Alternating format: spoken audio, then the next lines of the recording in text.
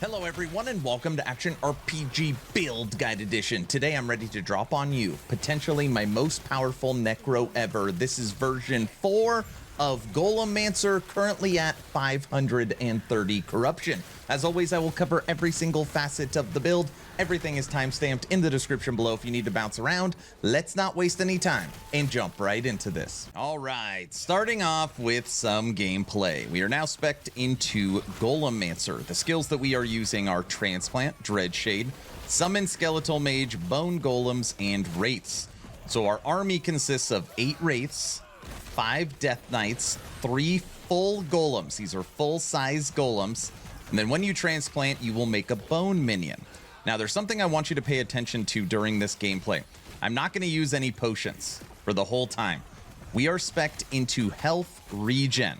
So when you see me take damage, see if I can see some of these enemies, I'll take some damage. My life will bounce up and down. That is without me using potions. It'll regenerate faster than if you have ward.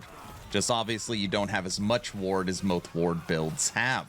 But ultimately, our life pops up incredibly fast. It's one of the most fun things I've been working on is full health regen builds. And this is how I've learned to really get a lot of sustain with our Necromancer.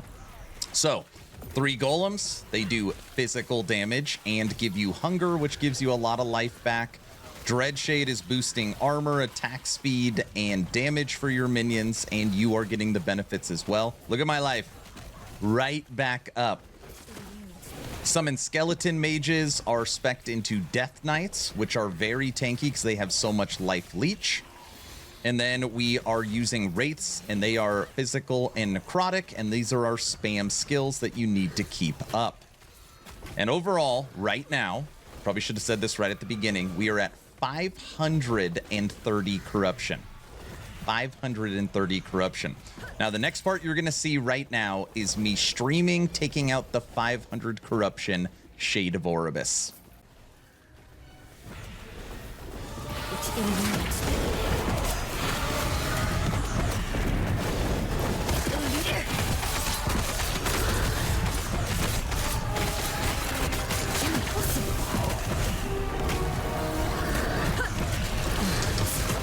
Oh!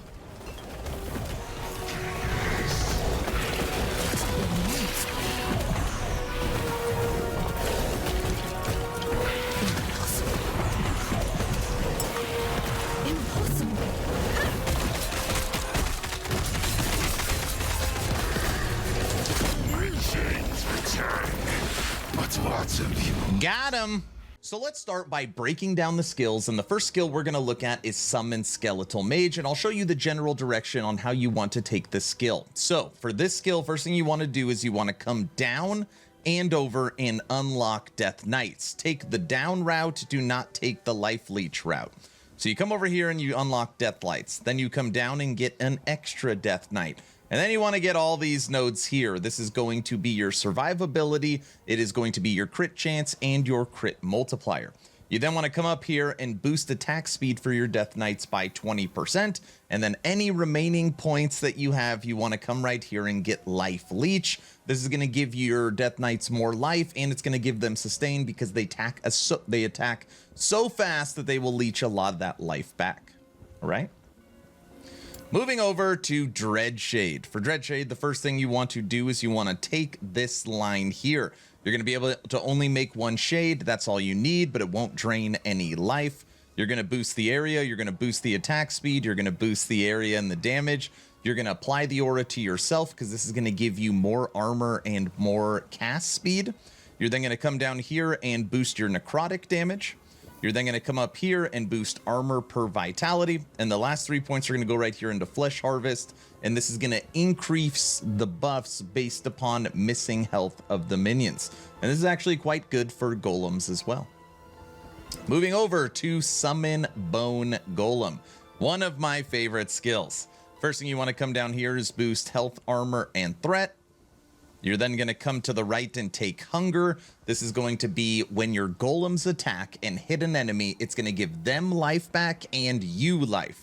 which means you want them also to hit as fast as possible. So we're going to boost their melee attack speed, and then all remaining points go into armor for nearby minions. Give your friends some more sustain. Moving over to Summon Wraith, and this is going to be your spam skill. I use it on my right click, and you can have up to 8. First thing you want to do is go to the right and boost their attack speed. You then want to come to the left over here and get 2 extra Wraiths. This will make it where you can have 8. You're then going to come back this way, and you're going to boost necrotic damage and necrotic health leech, again giving them some more sustain. You're then going to come down here and boost their crit strike, leech, and crit strike multiplier. These are some of the strongest minions you will have. Last but not least, newcomer to Golemancer is Transplant. Now, what you want for Transplant is you want to come over and to the left. This is going to boost your minion melee damage and give you a bone minion, which will help with your minion health regen. And then you're going to come over here and get bone armor, and you're going to get an extra 3 seconds of bone armor. This is going to give you some DR, damage reduction. You're then going to come to the right and get haste and frenzy, and then you're going to get kill threshold with your Transplant at 15%. This is great for the Pinnacle boss or Harbinger bosses or any big targets you are fighting later on. Those are the skills. Moving over to the passives, I'm currently level 100, and we're going to start with the base Acolyte tree. You want 8 into Forbidden Knowledge, 7 into Stolen Vitality, 5 into Dark Rituals, and 1 right here into Soul Aegis, which is going to give your minions 300 base armor. You're then going to come over to Necromancer, where we have 82 points put in. 2 into Risen Army, 5 into Grave Thorns. You really want that minion armor percent. 1 into Blood Armor, 5 into Mortal Tether, 1 into Unbound Necromancy. You need both of these plus 1 to Skeleton points. 3 into Cursed Blood, 5 into Aegis Fall, which is going to give your minions ton of armor shred chance. All of your minions are going to use physical damage, and 2 of them are going to use necrotic. So you want to take Unearthed Arms because it synergizes minion physical across your golems, wraiths, and death knights. And then when you're going to come right around here, you're going to go 5 into Frantic Summons, 5 into River of Bones, 10 into Heresy, 2 into Blades of the Forlorn, and this is going to give you Chill Chance and some Crit Strike multiplier. You're then going to take Tyrant. You're going to steal life from your minions to give to yourself. 3 into Cling to Life, our favorite passive node, Empty the Graves, and this is going to give you increased health regen per minion. 1 into Discipline and Necromancy, so you get that extra Death Knight. Again, 1 into Maximum Skeleton, so you can get your 3rd Golem. 5 into Veins of Malice. Now, every single time you hit Dreadshade or you use Transplant, it will trigger Veins of Malice. This does have a 10-second cooldown, but it's going to give Frenzy and Haste for 5 seconds to your minions, which means half the time your minions are alive, they will have Frenzy and Haste. Your final 10 points are going to go over to Lich, where you're going to take Apo, which is going to give you intelligence and increased mana regen. Those are the passives. Moving over to Last Epoch tools, where we are going to cover the blessings, idols, and gear, starting with blessings. Now, we are all spec'd into sustain survivability. You've got void resistance, physical resistance, endurance, all resistance, and health regen. I love health regen. It is one of my new favorite things to play around with. This is a very important blessing you get from everyone's favorite fight, Lagon. Moving over to idols. Here we are fully spec'd into health. We want as much life as humanly possible. These are all double lives. Double life, double life.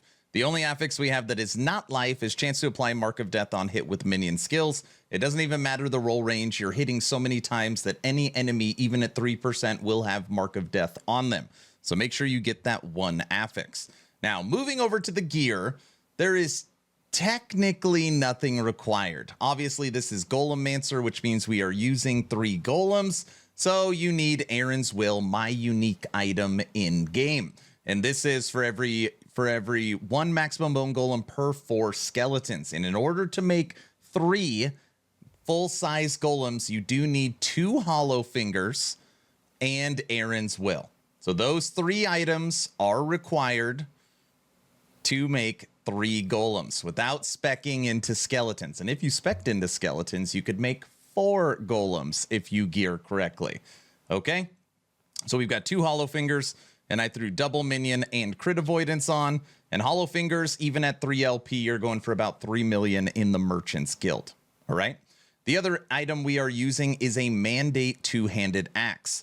And what makes Mandate so great is it gives you 2 to Acolyte skills, and you have up to a 26% chance to gain 50 health on a minion hit. That means the minions are attacking and giving you life. You already have hunger through golems, which are going to give you life, and now your weapon is going to give you life on your Wraiths and Death Knights, and golem hits as well. Absolutely huge. All right. Now we'll go around the horn. Helmet. Bone Golem, minion health, health regen. Amulet, minion, health regen. Belt, mana regen, minion, health. Boots, movement speed, vitality, health. Relic, health regen base, minion intelligence, health resistance. And gloves, minion, health regen, hybrid health. Now, when you're looking at the way this is spec'd, none of the gear is insane. The Exalteds are all tier 21. And then we got a couple 2 and 3 LP items in here. And I've kind of put the affixes in order for what you want to look for. We have 4,500 life, awesome resistances, maxed endurance, maxed crit avoidance. You got a little bit of armor as well. So you got 17% mitigation.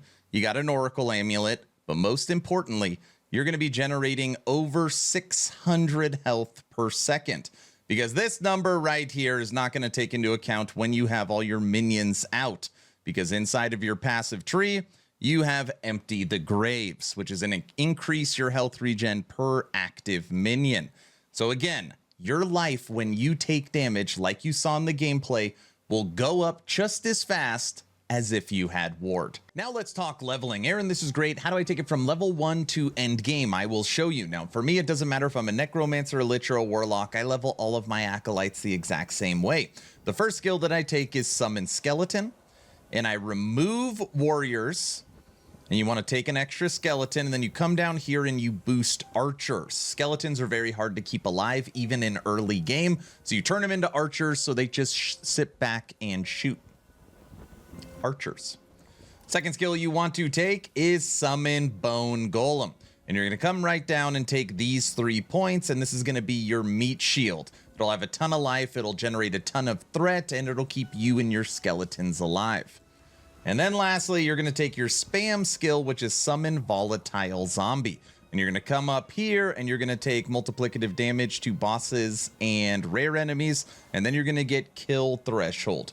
Those 3 skills, Archers, Zombies, and Golem, will get you through the campaign. And then you want to take an unspec Transplant, put it on your bar so you can still bounce around the map. All right, everyone, that's the build guide. What do you think of my new and improved Golemancer? Is there anything I missed? Is there anything I could do to take this to the next level? Let me know your thoughts in the comment section below. Couple of asks at the end of the video. Ask number 1, please like, share, and subscribe if you think I've earned it. And if I haven't earned it, I'm going to work harder for you. Ask number 2, check out my Patreon. It really is the best way to support into the future. You get access to exclusive content, VIP lounge, movie night, game night. It's so much fun. First link in the description for Patreon. Last but not least, get into my Discord. We're up to almost 4,300 members. We cover all things action RPG. We are the unofficial Last Epoch voice chat as well.